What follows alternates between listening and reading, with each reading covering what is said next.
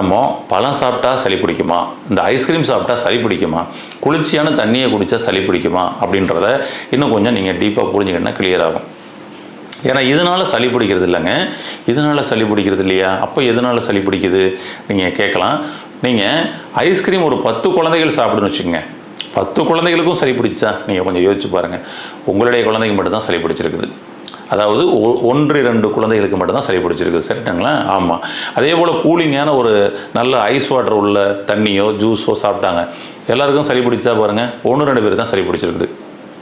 மழையில் நல்லா நனைஞ்சிட்டு வந்துட்டாங்க, அவங்களுக்கும் பாருங்கள் எல்லாருக்கும் சளி பிடிச்சா கிடையாது, 1-2 பேருக்கு தான் சளி பிடிச்சிருக்குது, ஃபீவர் வந்துருக்குது. இங்கே தான் நம்ம கவனிக்கணும். அப்போ பிரச்சனை மழையிலையா, ஐஸ்கிரீம்லையா, தண்ணியிலையான்னு பார்த்தோம்னா அங்கே கிடையாதுங்க. அதை முதல்ல புரிஞ்சுக்கணும். நம்ம பாடியை கரெக்டாக நியூட்ரலாக வச்சுருந்தோம்னா நீங்கள் தாராளமாக மழையில் நனையலாம், உங்களுக்கு சளி பிடிக்கிறதுக்கு வாய்ப்பு இல்லை. மழை நீர் உயிர் நீர்னுமாங்க. மழை நீர் உங்கள் உடம்புல படப்பட இன்னும் உங்களுக்கு ஆரோக்கியம் தான் கூடும், இம்யூனிட்டி தான் கூடும்.